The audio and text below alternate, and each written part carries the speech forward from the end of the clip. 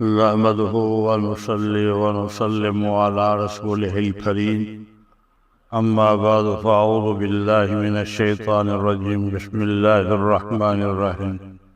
سامعین گرامی، آپ کی پوچھے گئے سوالات کے جواب۔ سوال یہ ہے کہ میں یونائٹڈ بینک لمیٹڈ کراچی کی ایک مقامی برانچ میں ملازم ہوں۔ میری برانچ میں ہر روز صبح کام کا آغاز تلاوت کلام پاک اور پورے اسٹاف کی اجتماعی دعا سے ہوتا ہے، اور ان کا نظریہ یہ ہے کہ اس سے برکت ہوتی ہے، کام میں دل لگتا ہے، کوئی ناخوشگوار واقعہ رونما نہیں ہوتا۔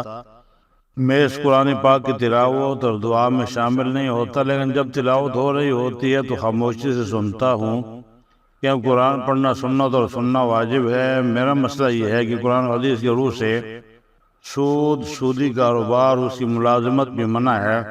قرآن میں ہے کہ سود حرام ہے، اور سود نہ لو، تلاوت سے اس کا افتتاح کرنا کیسا عمل ہے؟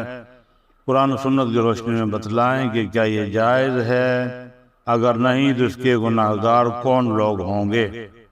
میرے بھائی کا جواب یہ ہے کہ گناہ کے کام کو تلاوت سے شروع کرنا کس طرح جائز کہا جا سکتا ہے؟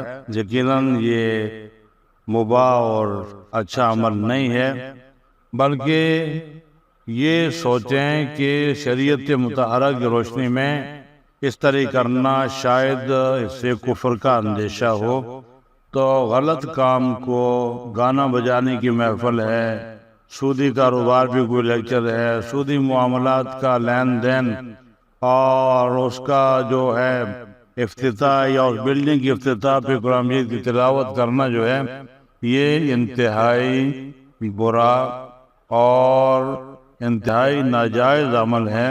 اس عمل سے بچنا چاہیے، دین کو کھیل اور تماشا نہیں بنانا چاہیے۔ اللہ تعالی ہم سب کو ہدایت عطا فرمائے، آمین۔